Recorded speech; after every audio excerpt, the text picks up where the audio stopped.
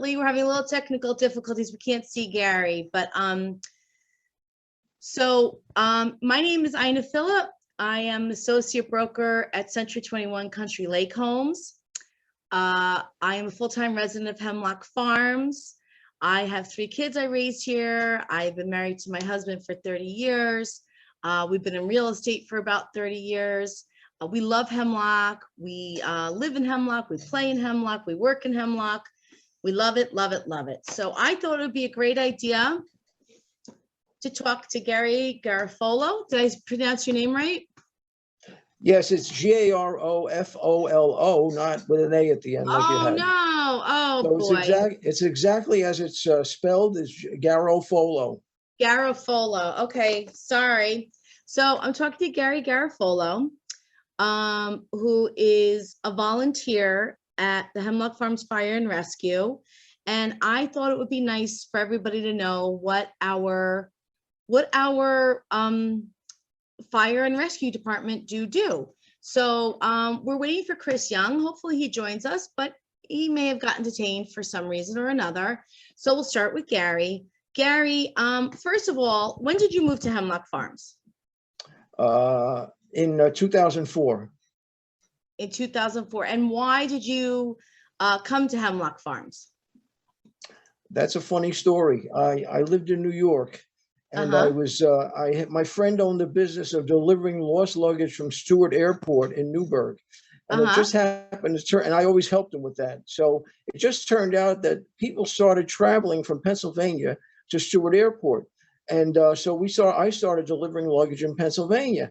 And I kind of fell in love with Milford. I said, this is great. And I told my wife about it. And I said, in a couple of years when we retire, maybe that's where we want to go. And that got us looking in this area. Obviously, you can't build new homes in Milford because they were all built up with old homes and we just wouldn't fit in. So we started spreading out a little bit, and we wound up here at Hemlock. And, it's proximity to 84 had a lot to do with it because we were both working at the time, but we did retire shortly after. Okay, great.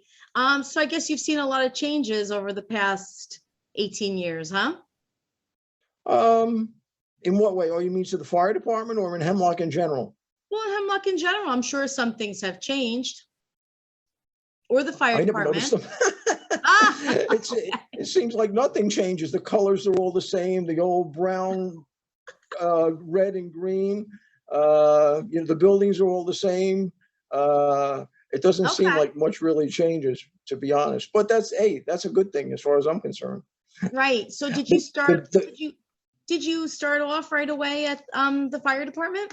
No, I joined in 2005. I knew I was going to join when I came to Hemlock because I had been a volunteer firefighter for 32 years before I came here. So I knew I was going to join the fire department. I just had a little, I needed to settle in first before I did it. And then I went to one of those new neighbor nights. And I met the chief of the department. He was there, and I told him I was going to join, and I did. Okay. We went to a new neighbor night once. This was our introduction to Hemlock Farms. It was lovely, a new neighbor night. And my son was in 3rd grade at the time, and he choked on a hard candy and couldn't breathe. And I think one of your oldest volunteers jumped over a table and gave him the Heimlich. Very good. Fortunate he was there. We were so fortunate he was there. It was quite a moment, and he acted very quickly. So I am very grateful. Okay, so you joined the fire department in 2005. Correct. So I know you just joined in 2005, so the history is before your time. Can you tell us about the history of the fire department at all? Well, I can tell you that the first thing to start was the ambulance. The ambulance started in 1969. And after a year of being in service, the same people who started the ambulance decided to start a fire department. That was probably because the ambulance corps was all volunteer. And the ambulance gets insurance money from insurance companies for each run. And so they're able to bill out, and they were making some money. So with the money the ambulance was making, they were able to purchase a fire truck, Oh, and wow. that's how it all started. Okay. And so tell us what the fire department, what area it services, what do you guys do besides rescue children that are choking? Well, okay. Well, we service, actually, we're part of Blooming Grove Township, but because there's a Blooming Grove Fire Department, you've probably seen it next to the township building on 739. Right. They service pretty much outside our gates, and we are inside the gates of Hemlock. I understand 77% of the population of Blooming Grove is here in Hemlock Farms. So we have the larger population of service than Blooming Grove Fire Department does. However, if there's something like a car accident or something on the interstate, we will respond to that. If there's a big structure fire outside, such as maybe the mall across the street, or maybe St. John Newman's Church or something like that, we would respond to that because of our proximity. We also respond to mutual aid. What that means is if a dispatch calls a fire company, another volunteer fire company, and they can't get out because they don't have manpower to man their trucks, we might get called in to replace them. So we could go to Dingman's, we could go to, anywhere. We could be called out anywhere. We go to Milford, you know. So it's a great system, though, because there's always going to be somebody responding, no matter what the call is. You know what I'm saying? Well, that's amazing. That's amazing.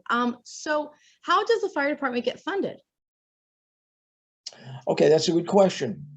Right now, we get tax money. Look at your tax bill, you see a fire tax there.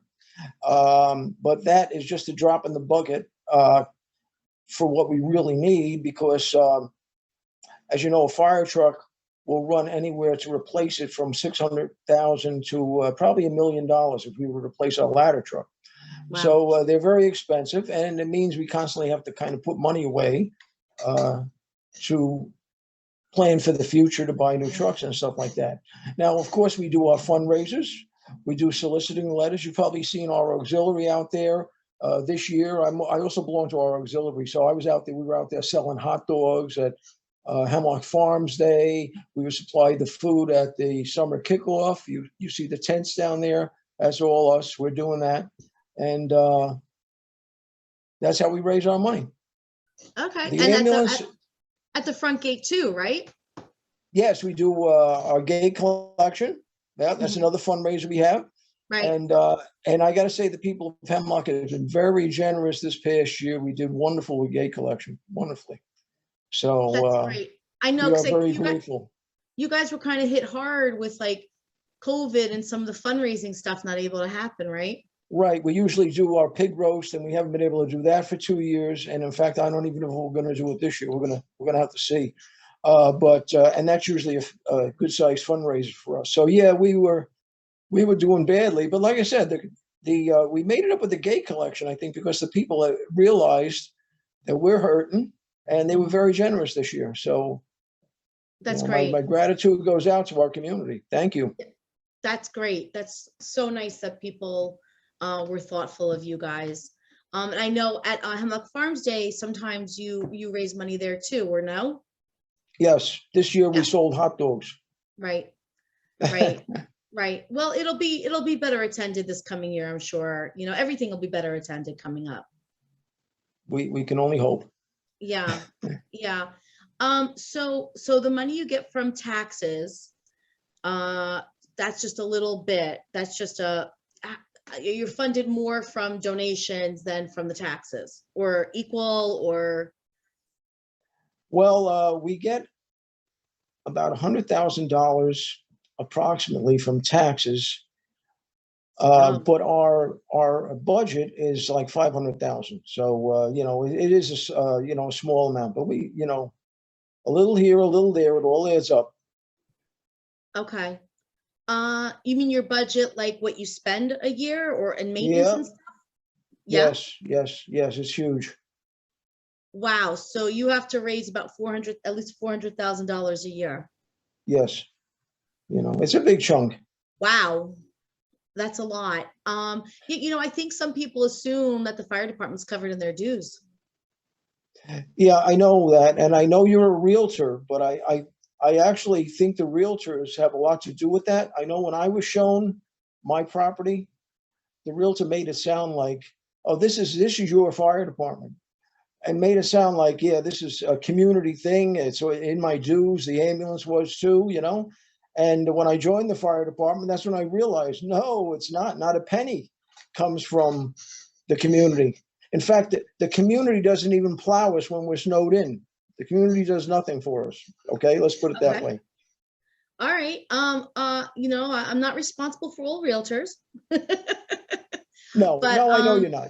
I am well aware that it's not covered in the dues. And I often put it out there in my newsletter, that, especially around Memorial Day weekend, when you guys are out there, oh, give generously. It's not included in your dues and they could use it.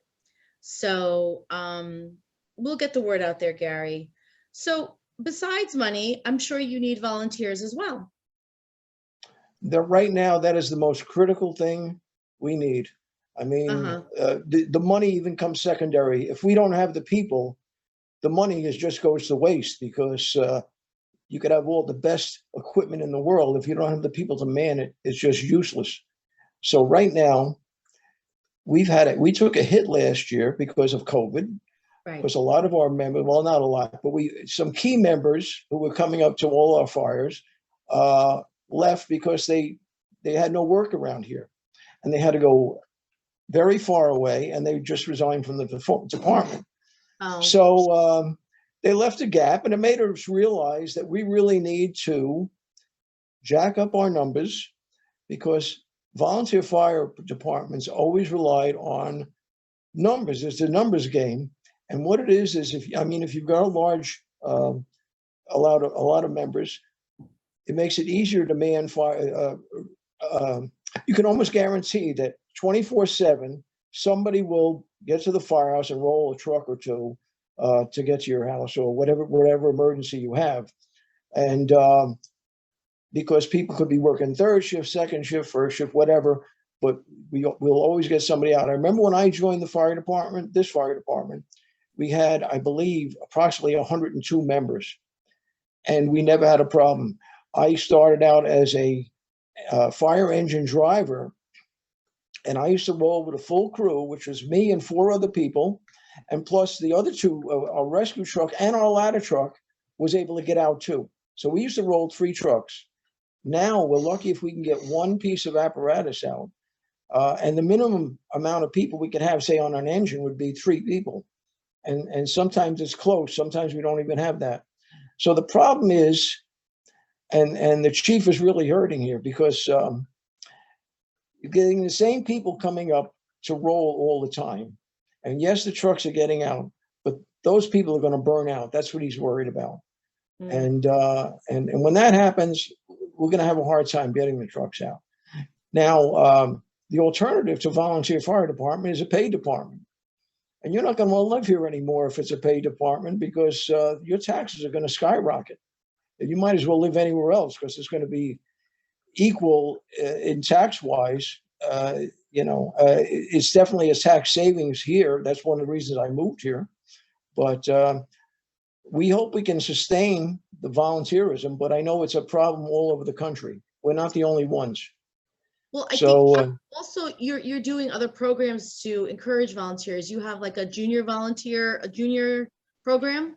We have a junior firefighter program that means anyone 14 years or older, up to 18 years old, can become junior firefighters. When they become 18, they automatically become full-fledged firefighters. They get all the same training as the firefighters, except they're not allowed to operate motorized equipment. They can't drive the trucks, obviously.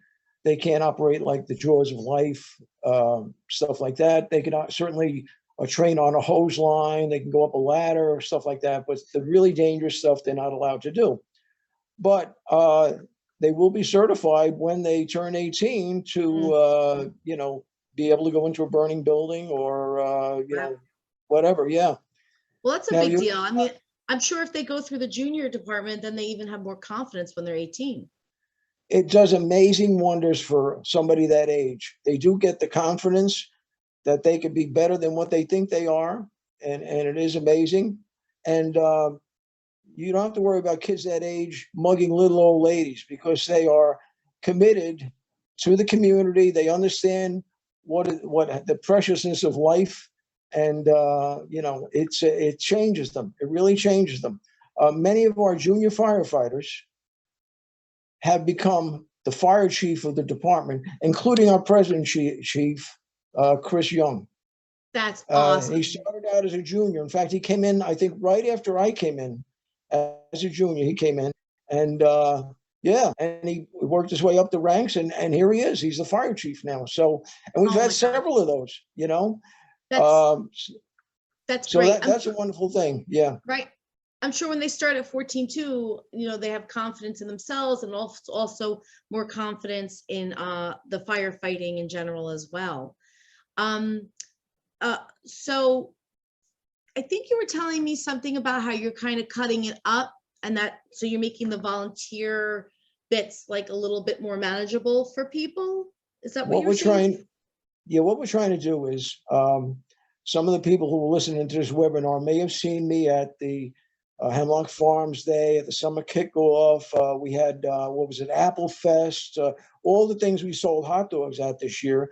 And anybody who came up to our table and wanted a hot dog, if they looked like they could be an able volunteer firefighter, whether it be male, female, or otherwise, I would ask them, would you be interested in joining the fire department? And their main complaint was, well, I don't have the time. Right. And I got to realize that if they don't have the time, we have to change things in the fire department to minimize the time that the firefighters have to be there, if that's their main complaint. And then it's a matter of seeing how much time people can give us, and we'll work around it. We're thinking of right now, our trainings are on Monday. If there's people who are only up here on weekends, you know what? We'll do trainings on, we'll start doing some trainings on weekends. We're trying to get not only firefighters, but we're trying to get, we're creating a new class of membership called adjunct members, who would be people who could just do things around the firehouse. They don't have to fight fires. They may feel they're too old, or their health won't permit it, or something like that. There's things they can do around the firehouse that'll take the burden off the firefighters, because the firefighters pretty much do everything now. So if you can, for example, if you could check your oil on your car and check your tire pressures on your car, well, you could certainly probably come in and do that on our fire trucks, and then the firemen don't have to do that. And this has to be done, pretty much on a daily basis. We have to make sure those trucks are up and running and ready to go to the next call. And if somebody could come in and check the fluids on the engine and check the tire pressures, it's one less firefighter who has to spend another 15 minutes there, and it'll all add up. There's so many things that could be done around the firehouse that does not need firefighters to do it. Administrative stuff, repairs around the firehouse, even helping me with the recruiting. I have two other guys doing it. One's a firefighter, and the other one's our chaplain. So, yes, so we could use any people who want to come up and help at the firehouse. Also, I want to say that not only do we have the young people coming in, but you know what? I was active in the fire service until I was 68 years old. So, I mean, I was still physically able to do it. And actually, I was in a category called fire police. And you may have seen this in the past, directing traffic around the fire engines and stuff when there's a scene. What happened was, I don't really know what happened, but they eliminated the fire police. And if they hadn't, I would probably still be active. And, but people shouldn't let their age stop them. If they're in their 50s, if they're in their early 60s, if they feel good, they could be firefighters. We could use them as drivers, actually. Do you know that you do not need any chauffeur's license or anything to drive a fire truck? You just need a regular license and have to be above 18 years old. Well, in our company, it's 21, but that's Pennsylvania law. So somebody comes in and says, I just want to be a driver. That's fine.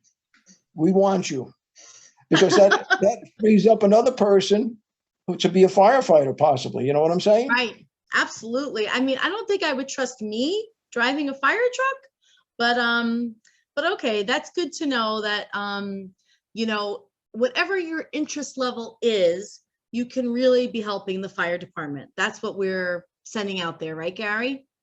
Yes, and you know what? It brings to mind a story, and you may have heard it. When President Kennedy visited the NASA Space Center and he took a tour, he saw a man pushing a broom, and he went up to him and he said, and what's your job here? And he answered, I'm helping to put a man on the moon.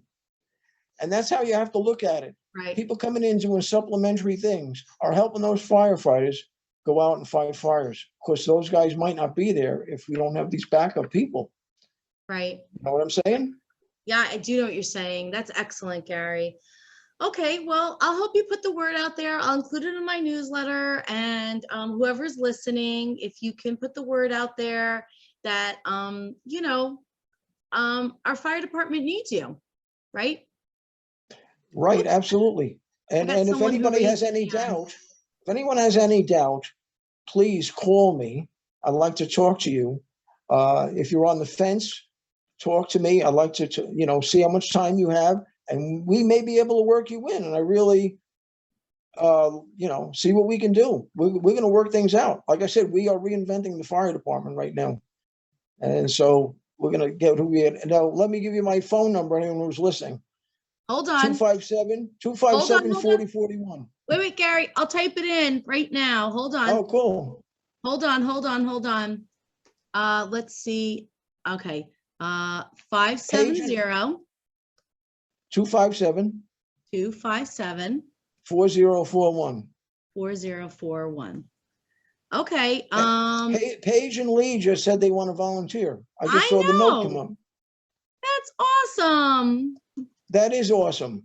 Please call me and I will make arrangements to meet you, and we'll see what we can do. Oh my gosh, is Paige going to be driving a fire truck? You know, She's awesome. And so Paige and Lee are awesome. I don't know who Paige and Lee are, but I welcome them, and we'll see what we can do. We'll certainly find some kind of job for them to do. Yep. The fire department would be very lucky to have Paige and Lee. They're great people. Okay, Gary. So, you know, we're going to end it on that note. We'll all keep putting it out there. We'll all keep giving and do what we can for the fire department. Thank you so much for meeting with me. Again, my name is Aina Filip. I'm an associate broker at Century21 Country Lake Homes. I'm a full-time Hemlock Farms resident. I live here with my family. I just finished talking to Gary Garofolo, a volunteer fire department for Hemlock Farms Fire and Rescue, who needs volunteers desperately. I've put the number in the chat, and when I post this, I'll also put the phone number with it as well. Okay, Gary? Thank you so much. We really appreciate this. And well, I wish we had a couple of hundred people watching this, but I guess we didn't. But that's okay. We'll take what we can get. We got 2 volunteers. I love it. Thank you. You got 2 volunteers. Oh, that's great. That's wonderful. Gary, definitely a half hour worthwhile spent. This interview will be posted everywhere, so I'm sure I'll get you at least another 1 or 2. All right, Ina, thank you so much for doing this. I really appreciate it. You're welcome. Anything I could do for Hemlock Farms. Okay, and I look forward to being interviewed as the 50+ Club president. Yes, we're gonna do an interview with a couple of club presidents and talk about the clubs in Hemlock Farms. Okay.